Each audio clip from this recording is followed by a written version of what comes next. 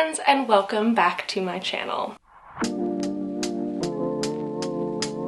Today I'm going to be talking about my favorite bluey silvery plants. If you've watched any of my videos before, you know that bluey silvery plants are some of my absolute favorites. Like in general, I tend to like more cool tone plants anyways, and so when they're blue and silver, I'm just like, these are perfect. So I wanted to show you some of my favorites. I have quite a lot actually. There's gonna be 20 plants in this video, so grab yourself a cup of tea, maybe a snack, and I will take you through them. If you're new here and don't know me already, my name is Emma and I make houseplanty content all over the internet, so if you want to follow along with my houseplanty journey and learn something along the way, stick around, watch some more of my videos, and subscribe to my channel.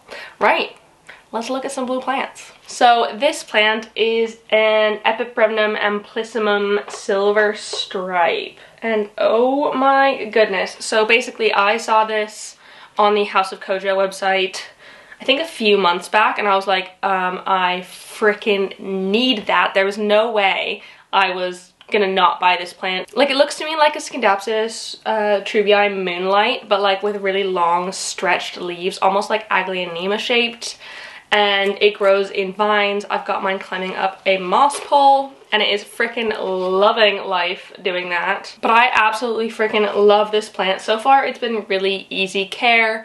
It's an Epipremnum, and y'all know how much I like those as well, so it tends to be like pretty fast growing, though it's not as fast as like the Penatums or the Aurums that I've had, but I think it's still been getting used to my home. I only got this, when did I do my House of Kojo video? Like June? July? I don't know. Recently, in the last few months. So it's not grown at tons and tons and tons, but I think it really likes its situation in my home, and I am just like loving looking at these gorgeous silvery leaves so much. I feel like Amplissimums are fairly new to the UK market. I could be wrong in this, but I hadn't really seen them before. Like, I've only ever seen them being sold in Indonesia, and it's not this one. It's usually like the plain green Amplissimum or like a variegated one, whereas this one is like insanely gorgeous and silver. And I was like, yes, I need you in my life, and so I got it. And yeah, I highly recommend this plant if you want a little bit of a different sort of thing. So it's like vining, but it's also got really long leaves. I just think it's an absolute beauty. The next plant I'm going to talk about is the Stephania Erecta. And so some of you might not believe that this is a bluey silver plant, and all I have to say is look at those leaves.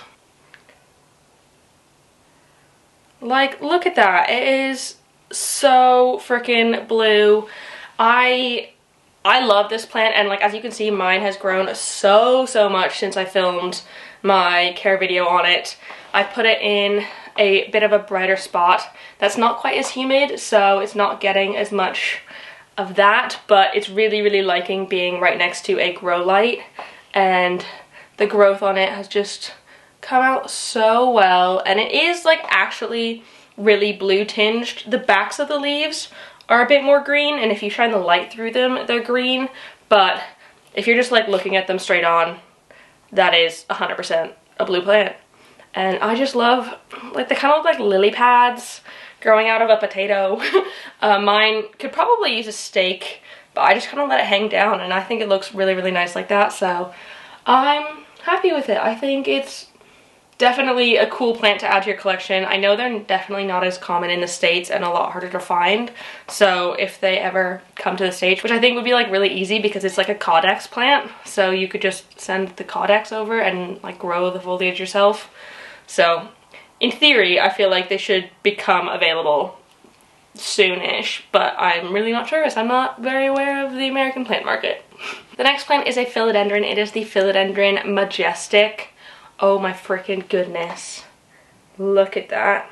So I'm pretty sure this is a cross between a Soderoy and a Varicosum. Yeah, I'm pretty sure, because the backs of the leaves are very Varicosum-y, and the fronts are very Soderoy. I love that sort of mix between the two. And this is one that I got in my Airwood Market import it was one of the only plants that actually is doing great now. If you want to see how all of the rest of them are doing, there's a video on that, so you can go look at that. But I think these leaves are some of the most stunning. Like, they're very dark bluey green, and they have these sort of silvery flecks on them, which I think, like, they don't come out loads, and so depending on the light you're looking at it in, they're not super prominent, but it's like almost like a camouflage pattern as well. So I just really, really love this plant, and it's a climber. Eventually I need to put this one on a pole, but it's not got loads and loads of roots yet, so I'm waiting on that. But I have a few more cuttings as well in my like prop box, acclimation boxes that I cut from the same plant, and it's just a really, really beautiful one. The first time I saw it, I was like, I need to have it, so I have it now. And I can't wait for it to grow big and strong. This was the new leaf it put out, the first leaf I've had since it was in my care. So it's definitely smaller, but that's because this whole section doesn't have roots yet. So we're gonna slowly wait for it to grow roots, and then maybe it'll grow these like nice, beautiful big leaves again. So this next plant is also becoming a little bit more readily available in the UK. It's still not like a common plant by any means, but it isn't rare either. You can find them online. But it is an Amydrium medium silver. And oh my goodness, the color of these leaves is stunning. When they come in a little bit greener, but then they fade to this gorgeous bluey silver color. It's very similar in tone to the Cebu blue, which I'll show you in a minute. It's just a very stunning plant, and it's got gorgeous splits in its leaves from quite a young age. Like, even this first leaf down here had splits in it, and so it's like known for that. I've had a little bit of a struggle with this one once I bought it, because I knew I had to have it because it was like a gorgeous silver plant. The cutting I got didn't have great roots, and the leaf pretty much immediately fell off, so I was dealing with a wet stick sort of situation. And so I've been taking my time letting it propagate, and once it finally put out a leaf or two, I've put it in pon and on a moss pole. I've heard that if you don't put them on a moss pole, they can grow like really long runners without leaves on them, and that isn't really the vibe I'm going for with this one. So I've got it on a nice lazy pole, and it seems to be liking that. You can't really see any of the roots from the back, but it's not putting out a long runner, so that's the best I can ask for. So yeah, very, very pleased with this one. I would highly recommend it. I don't really know its care that much yet, because it's not like new to my collection, but I haven't had it as any sort of mature plant yet. It's still kind of feels like a propagation to me, so we're still working on it, but it lives in the cabinet, and I'm thinking it's liking that because it's humid and bright and warm. What other things do tropical plants want? Next up we have a Hoya, and there are like several silvery Hoyas that I know of, and I have a couple I think, but this is the Hoya Grey Ghost. And oh my goodness, I love this plant so much. I feel like it kind of reminds me of bunny ears because it only has 2 leaves and they just go bleep, like bunny ears would. But I'm hoping it grows eventually. I've grown this one from a cutting as well. It was just a 2-leaf cutting that I put in water and let root, and now it's just been in pon for a little while. It does have some roots on there now, which is really good, but it's definitely a slow grower. I found that with Hoyas, if it's a middle cutting, they take for frickin' ever to sprout new growth. Like, it's got plenty of roots, but getting that first bit of new growth takes a while. I'm hoping that once it starts to sprout that new growth, that it'll like start growing a bit faster, because these leaves are top notch, but I think it still might be a while yet. I think maybe that little sort of like knobbly thing there might grow, but I'm definitely not holding my breath because this one is going to take a while yet, I'm sure. Next up we have a classic blue plant. It is the Epipremnum pinnatum Cebu blue. This is honestly one of my favorite plants of all time. I love Epipremnum to death. I think they're some of the easiest growers, and how can you just not love this blue foliage? It's like one of the first plants I saw online that I was like, I definitely need that plant one day.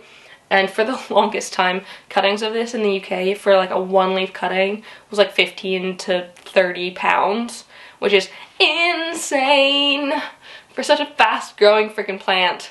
That is a lot of money, so I had to be patient before I got a Cebu blue, and now I have about 1,000 including cuttings because my friend gave me some when she was moving. So she gave me a lot, and I have done a lot of propagations from it. It is probably the plant I have the most of, and at the same time, I do not care. I'm usually not one for duplicates, but when it comes to Cebu blue, I could probably only have this plant in my house, and I would be happy. Because you can grow it like trailing, kind of like this, or you can grow it on a moss pole. I have my like original one on a moss pole, and eventually, if you let it grow and mature on that pole, it can grow fenestrations and splits in its leaves, and it is just like, it's the perfect plant. It's just my perfect plant, I think. Definitely one of my all-time faves. So yeah, we gotta love the gorgeous Cebu blue. And like also, they're really, really, really easy to propagate. They're some of the easiest plants. Like, they propagate like a golden pothos, and we all know how easy those are to propagate. So this is just like the better version of a golden pothos in my brain. It's just like, it's my favorite. Next up we have an Alocasia. It is the Alocasia Silver Dragon. I actually just did a care video on this plant because it is amazing and I absolutely love it. These sort of like really dark veins with these soft silvery kind of, I don't know what these are called, edges of the leaves. They're like a little bit bumpy. They just look like a dragon, and oh, this is just such a stunning plant. I find that they're like a moderate level of care. If you're familiar with Alocasias, then you should be perfectly fine taking care of this. I definitely wouldn't suggest it as like someone's first plant, even though it's like freaking gorgeous. It might die. It definitely takes some trial and error to figure out Alocasias in general, and this one isn't any different than that, other than its stunning silvery foliage. Oh my god. Oh, I could stare at this one all freaking day. I got this one from a tiny, tiny, tiny little plant in like October of 2020, I think. It's been a minute, that's for sure. So I've been growing it from that tiny baby plant, and it has matured a little bit, but not tons. I haven't been like trying to mature it that fast, actually. Like, I don't really mind. I think the leaves are gorgeous as they are, so I'm not really trying to force it to grow bigger or anything. And yeah, it just lives in my IKEA cabinet in some pollen, and it is absolutely perfect. I mean, perfect is insofar as I have definitely cut off the tips of the plant because I let it get too dry. I'm a really good plant parent, I promise. Hoya number 2 is the Hoya Krohniana Super Silver. Oh my goodness. Like, so I got this plant when I was in a plant shop on a plant ban. Wasn't planning on buying anything. I was just like having a look around, and I saw this and I was like, well, there goes my plant ban. Just because like it is everything I want in a Hoya. It is beautiful and trailing, and its leaves are almost entirely silver. They have a few splashes of darker green on them, but for the most part they're silver, and I think it looks absolutely incredible in this sort of head pot, little bust. I feel like it kind of looks like a crown of foliage, which is fun. And surprisingly, this is like a medium fast grower. I wouldn't say it's like super duper speedy, but it's also definitely grown for me in the time I've had it. I think it only had a few leaves when I got it, and now it has more than that. But yeah, I'm just looking forward to hopefully growing this into a nice big plant, because oh, could you imagine this plant but like massive Hoya? That would be amazing. Another bluey silver philodendron is the Philodendron Brandtianum, aka Philodendron Brandi. I find that so much easier to say than Brandtianum. But this one just has these insane heart-shaped leaves, like in a really, really dark bluey green with silver flecks on the front.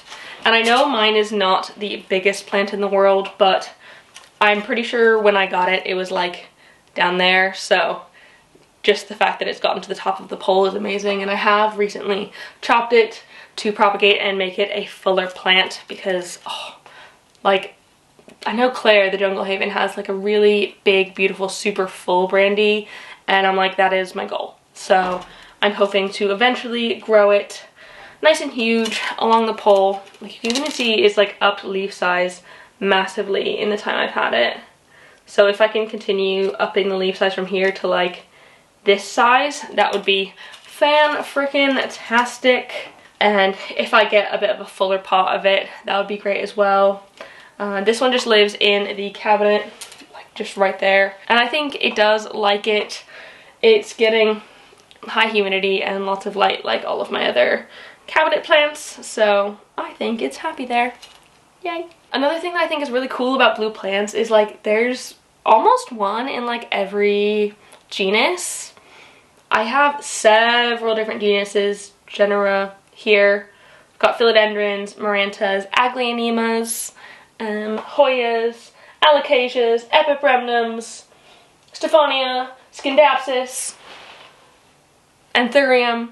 All, like, that's almost all of the genuses. So it's just really cool because they're all so different and they grow differently, but they all have the same really gorgeous blue coloring. So yeah, it's fun to kind of collect them all from each of the different genera.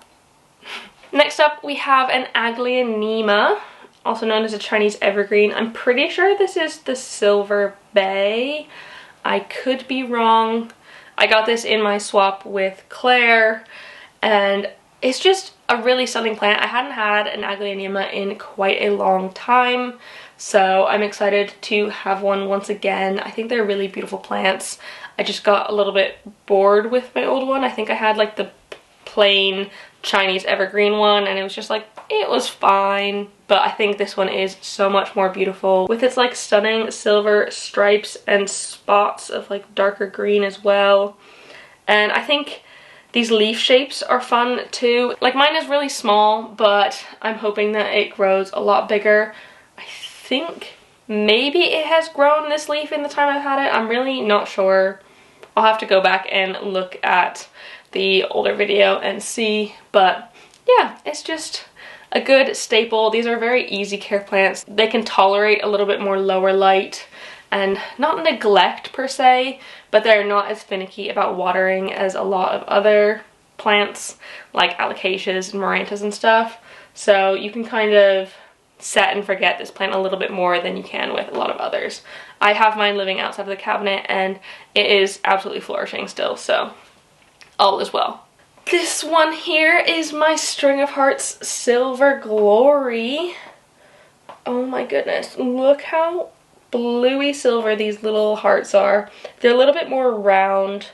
I feel like it should be called String of Butts instead of String of Hearts because they do look quite butt shaped rather than hearts, but it's just an absolutely beautiful plant. I really, really love this one. It's definitely my favorite string of plant, but I recently-ish, in the last few-ish months, chopped it in half and then propagated half of them and put them back in the top, which has definitely filled it out quite a lot. And you can see it's starting to regrow down at the bottom. So it is a very happy camper. This one isn't living in the brightest of spots. It's living in my room on shelves that are like quite tucked away from a window. Like, you could almost call it a windowless area, but it is getting grow lights for like at least 5 or 6 hours a day, and that seems to be fine for it. It's not growing the fastest in the world or the biggest leaves, but I'm honestly perfectly okay with it. And it is a bit tangled, but We all know stringer parts are the biggest pain in the butt about tangling, so I'm not going to worry about untangling it because it's just going to get tangled once again. And as long as it's not in like actual knots, I think it's fine. This next one was a wish list plant for quite a while. I saw it online and oh my god, I was just like fascinated with it. And Josie, Sir Plants a Lot, actually gifted this to me when she moved away because she wasn't really getting along well with it and she didn't want to bring too many plants across into Europe. And so she gave me an Alocasia Melo. Oh my freaking goodness. These leaves, like, can you see the texture of that? They are stunning.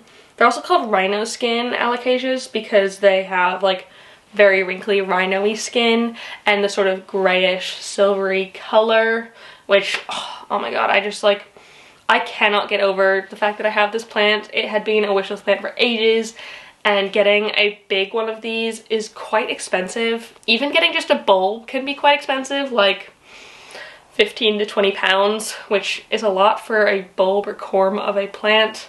So it's just so freaking cute. But it did lose its original leaf while I was away this summer, which is completely fine. It pretty promptly grew another one. I've just got this in pon like I do most of my other alocasias, especially the bulbs. Once they start sprouting, they pretty much go directly into pon because that is just the easiest medium I find for them. So it is just living its best life in a tiny bit of pon. It's so freaking cute. I love this plant. I'm so glad I have it. Up next we have a Scindapsus, and I do want to say I could include pretty much every Scindapsus in my collection, just about, in this video, but I wanted to show just the one purely because I have a lot of Scindapsus and they all qualify for this. So I can post pictures of all of my Scindapsus here with their names if you want to see all of them. But I'm not going to pull all of them out because that is an effort. I'm feeling a little bit lazy this morning. So the one I'm showing you is the Scindapsus Silver Hero. And oh my goodness. This is the silveriest one that I have. Its leaves are entirely silver, save for like a tiny, tiny, tiny strip of green in the middle. And oh my goodness, if I could only have like one type of plant, it would probably be Scindapsus because of that sort of silvery coloring, and there's quite a lot of different varieties, and although they do look pretty similar as plants, I just think that they are stunning. So I actually have two of this plant. This one kind of died off completely when I put it in pon. It had one leaf that I had propped and it was just not doing its best, but now it is kind of flourished into a proper plant. But when it was dying, I actually got a second one as a sort of security because I didn't want to lose this plant altogether. So I have two. One is in pon, this one, and then the other's in soil. I am tempted to put them together to like make a slightly fuller plant, but I am so terrified of shifting it back either into soil or the other one into pon because it was such a struggle the first time. So I don't know. I'm just so afraid that it's gonna kill it. And I don't want to go through the heartache and months and months and months of like leafless plants again. So I'll do it if you guys want me to, but like I'm scared. Next we have this one. This is another philodendron. It is a Philodendron Burle Marx Fantasy. And I got this one as a one leaf cutting quite a while ago from Grow Tropicals. And I think it has lost its original leaf in the propagation process. But I have recently put it onto a pole because it really desperately looked like it wanted to climb. As you can see, the leaves were getting smaller as they went up. And so now that it's on a pole, I think it'll like that a little bit better and hopefully grow in leaf size. But I think they're just a really beautiful plant. You can kind of see like the networky veining in there. of a slightly darker bluey tone on these silver leaves. They're just so pretty, and I haven't really gotten to know this plant much outside of propagation yet because, again, I did just put it in soil like a week or two ago. So I am still learning what it likes, but again, it's in the cabinet, which is where I put a lot of my props and pretty much any plant that I know needs a little bit of humidity and light and a bit more stable environment, which I don't know if this one needs that, but they're not going to say no to it. So it will be in the cabinet for the foreseeable future. So the next plant is one that I'm currently propagating. It is the Peperomia Frost. This is another one that I got from Claire, and it is doing super duper well. I'm propagating it in some soil. I just cut the leaves in half. I did make a very slight error with the propagation, which I've learned now, so I'm working on it. But I put the cut sides of both halves of the leaves into the soil, but the side with the stem is actually growing roots and new growth from the stem side rather than the cut side. So I think I should have put the stem side down into the soil, but since it's been in such a humid place, I guess, this has just been a sealed container for quite a while, I guess a couple of months now. So it's been humid enough that it's been able to make roots and grow more plants still, which is amazing.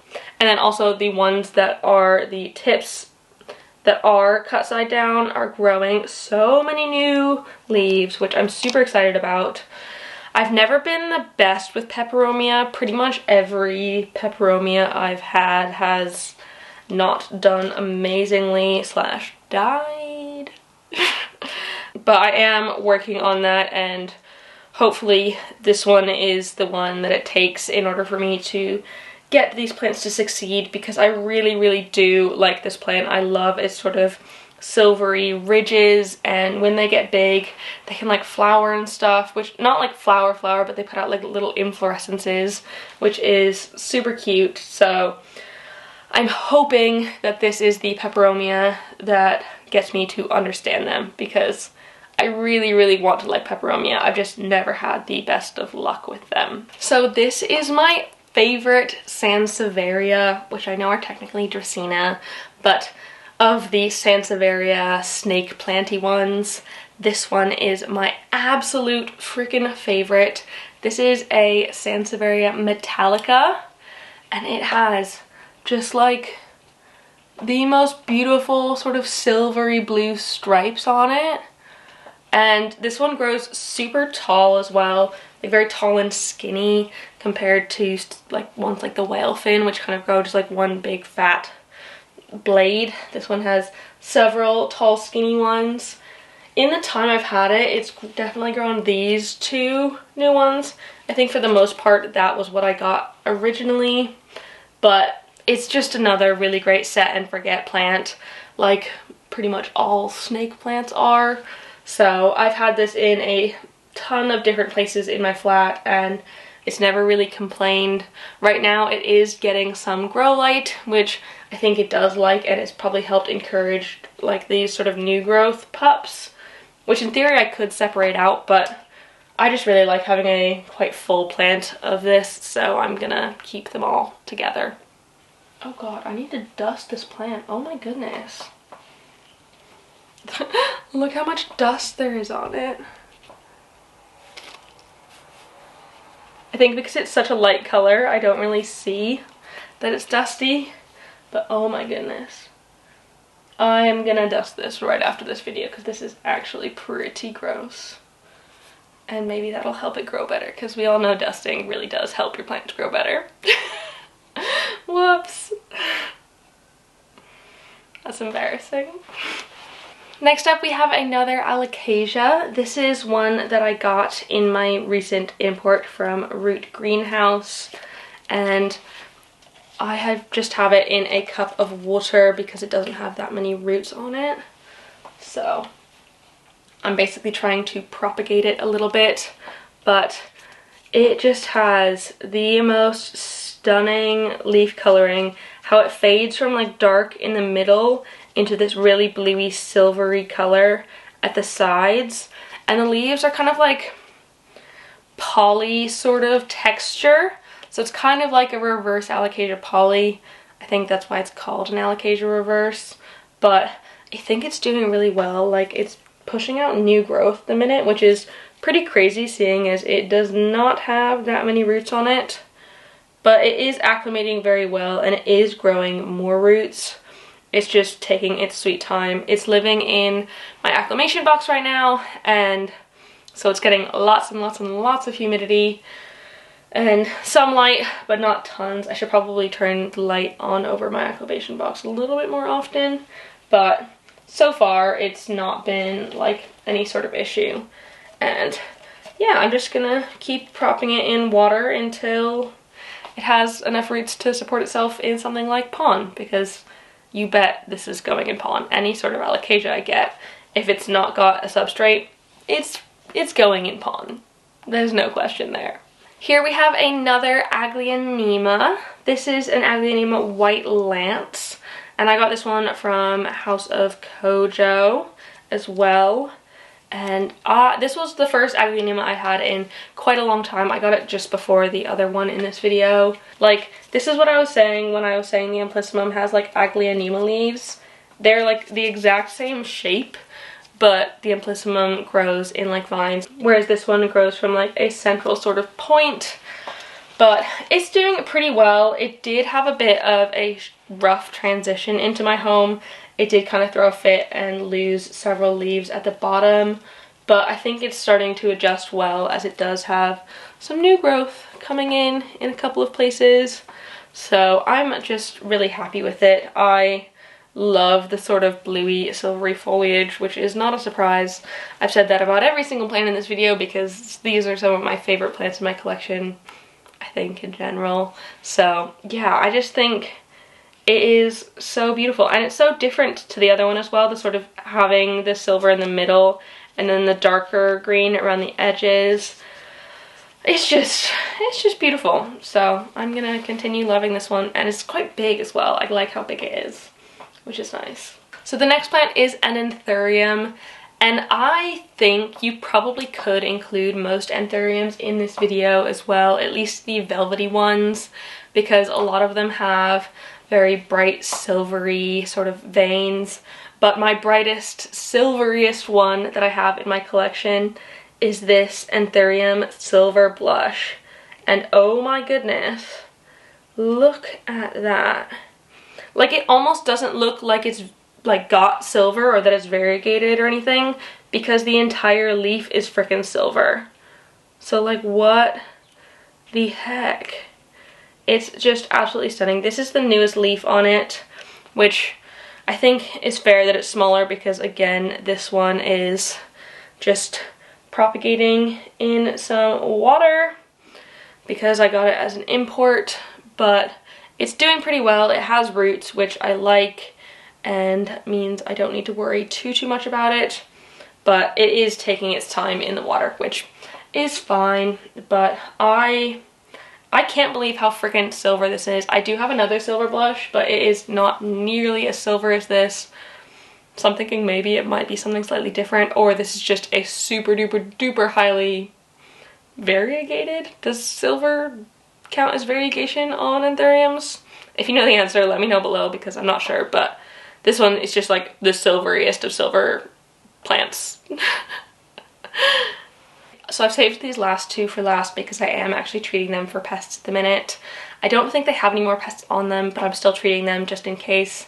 But this is my Maranta Silver Band, my newest Maranta that I've added to my collection.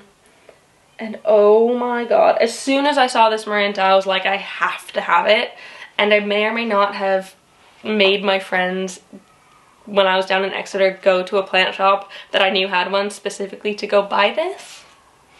So thanks. But I love this plant so much. I think it's got super duper beautiful leaves with the like silvery middles that go out to a sort of really dark green there. In general, Marantas grow quite well for me. I've never repotted this one, It is in soil, unlike most of my others, but I'm waiting until I've finished treating it for spider mites, which is a pain. I've been treating it, I think, pretty much every week for the last month or so with alcohol, maybe every 2 weeks, but I haven't noticed a spider mite on it in a while, so I'm hoping that they are all gone. I'm gonna probably do another wipe or spray with my alcohol solution in the next couple of days, and then hopefully I can reassimilate it to my collection and put it in some pond. Maybe I'll just put it in pond now. Like, as long as I wash my hands after touching it, it should be fine, right? But anyways, this is probably my favorite Maranta. It's pretty. It's really pretty. I love it. I love that it exists. And then last and somewhat least healthy plant in my collection of this video is the Philodendron Silver Sword. You probably knew that this one was coming. I don't know if you know I have this plant. I don't really talk about it much because I have been struggling with it.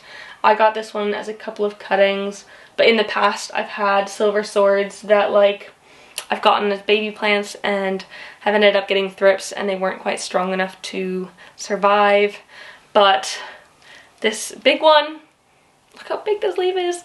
This big one ended up getting thrips recently, so I feel like they're just a bit of thrip magnets for me. I've never had a silver sword that didn't get thrips, so we're seeing if this one is savable. I really, really do hope it is. I'm probably gonna have to get rid of this leaf, unfortunately, because it is going quite yellow and spotty, but it does have some new growth in there, so I'm hoping it is savable, because I do really, really like this plant, and I want to have a nice, big, beautiful one, because, like, these leaves, man, they are freaking everything that I could ever want in a plant. They're so freaking silver.